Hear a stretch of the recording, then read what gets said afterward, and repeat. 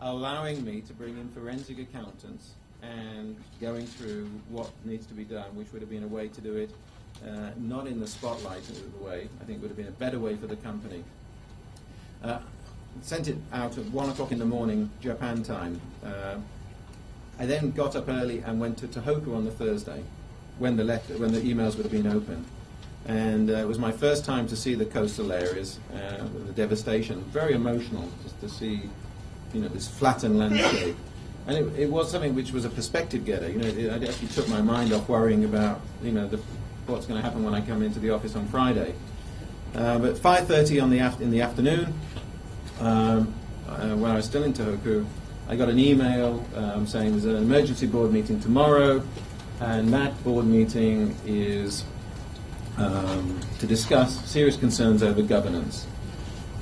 But I knew, because it was a formal board meeting, that I was going to get dismissed.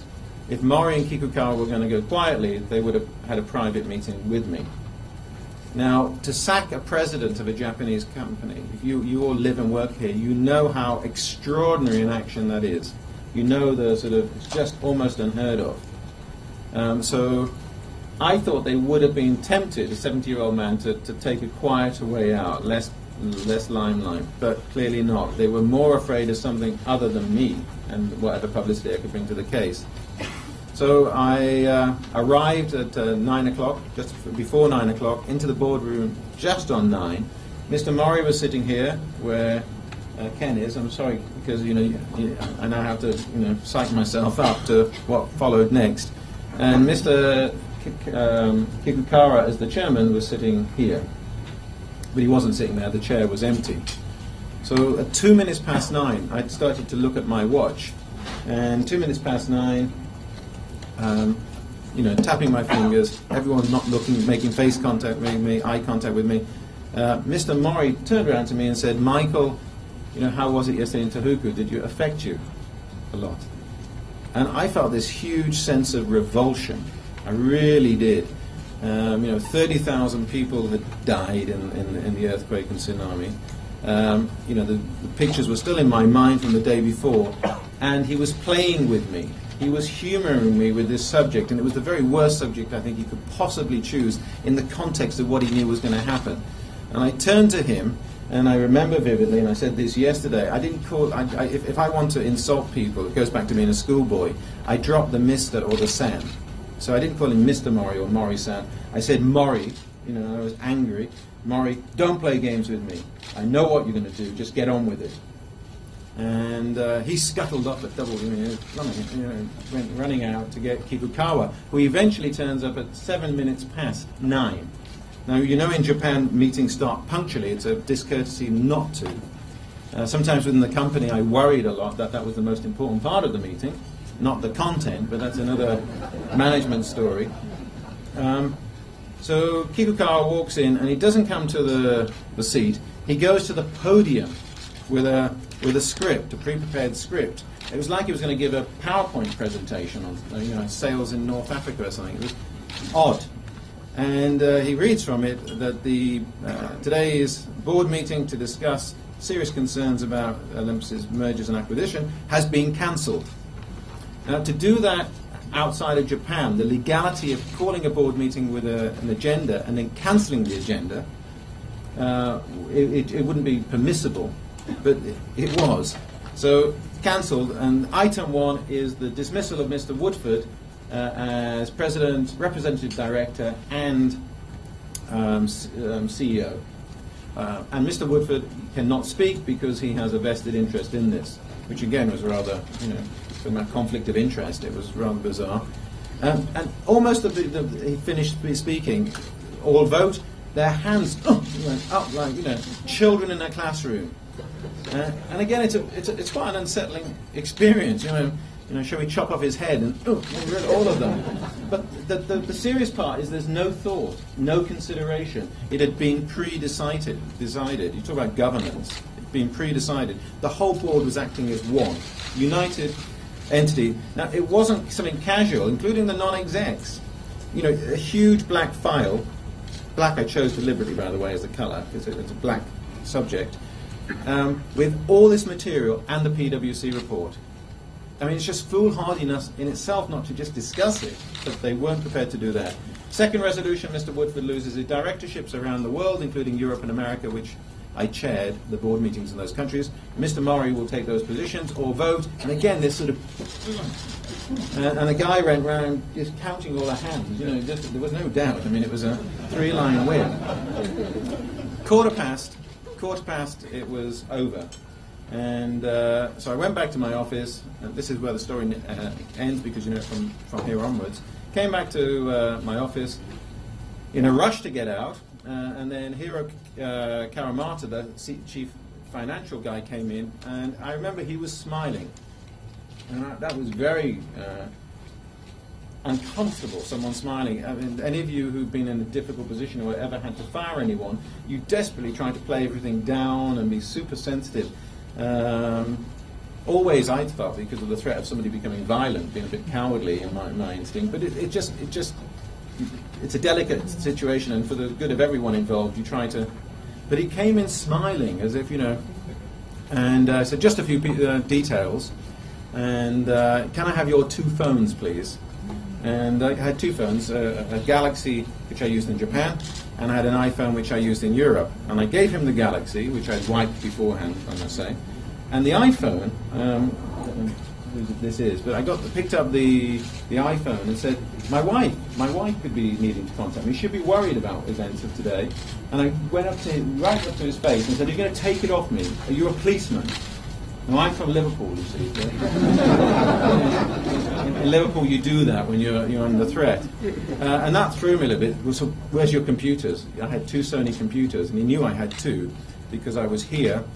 And if one had gone back, all the database settings were from the UK. And I said, they've already been shipped back to the UK securely, and when I've wiped them forensically, I'll drop them up at the office on the Sunday night. So that bothered him. Obviously, that annoyed him a bit. So he said, I would like the keys of your apartment. I had a lovely apartment in Yogi Park, which I paid 51% for, by the way, in accordance with the rules and tax regulations. And he said, you know, get out this weekend. We want the keys back this weekend. Now, I am still a director. I am still a director of Olympus. And it just seemed a very brutal and gratuitously unpleasant way of dealing with someone.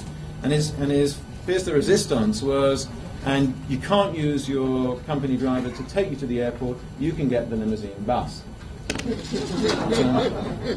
So as I left the building, I started to worry, partly because of Mr. Abe's mention of J Bridge and antisocial forces, but they were acting so bizarrely. Again, if you do know Japan, people wouldn't act like that. People don't like confrontation. They would avoid it usually at all costs. And why were they acting in such an exaggerated and extreme manner? And I did know there was $1.5 billion unexplained. I did know that large amounts of money had flowed to the Cayman Islands. You know, so my hands were clammy, and as I tell this story, they always end up clammy. Sorry, if you shake my hand now, it'll be clammy.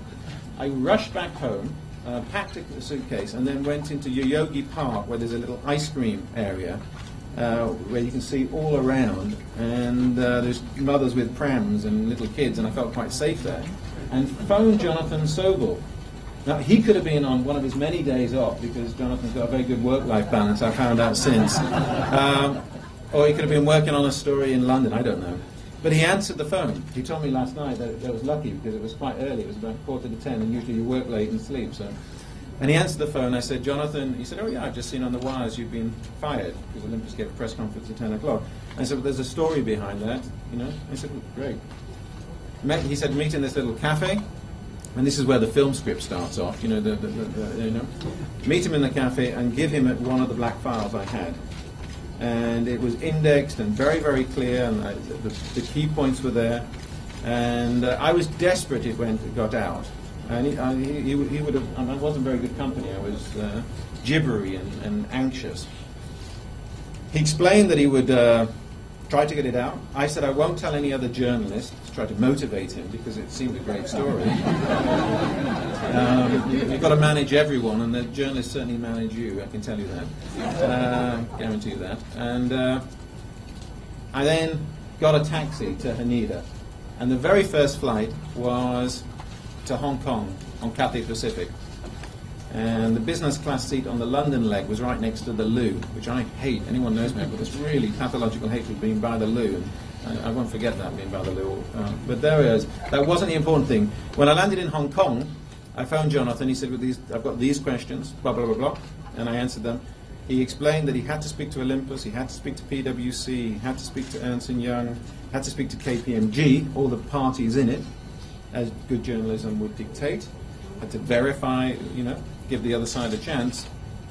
But when I landed, after this horrible journey with the loo, which was used all night on Cathay Pacific, and got off the plane at 5:30 at Heathrow, and went to the newspaper stand, there on the front page was the story. And it was also in the middle of the paper, and even in the Lex column. So I'm immensely grateful for that, because that gave me it was a great story, but it gave me it's going to come out. And then the Wall Street Journal, New York Times, Bloomberg, Reuters, and then eventually the Japanese press, a week later, picked up on it. And you know the story from there. So that's my tale. Thank you.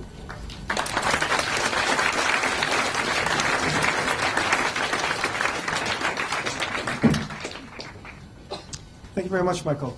We're going to take questions from the working press first, FCCJ members, then our esteemed colleagues in the Japanese press, then some of the associate members and guests. Please raise your hand if you'd like to ask a question. See Martin, see Anthony. And then third there. Go.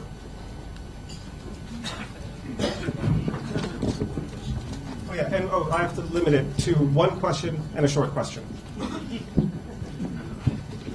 Leading by example, I'm not asking a question. Okay, Martin Colling, Financial Times Germany. Thank you for showing up today. And the investigations are now on the way, it seems. Now the question on the table is who will be the next president. Mr. Takayama basically announced that he will resign the board will resign somewhere in the future.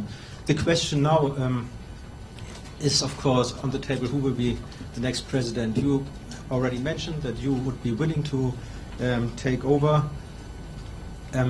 You are willing to accept if the shareholders will reinstate you. But the question I have is, do you think that you can be effective in this company? Because it seems that there's a lot of ill will in the company. When you talk to Olympus sources, they mention, for example, that you didn't attend the 92nd anniversary meeting of the company. And this is a kind of concern, for example. Or they mention that you didn't spend enough time in Japan. Could you please share with us your impression?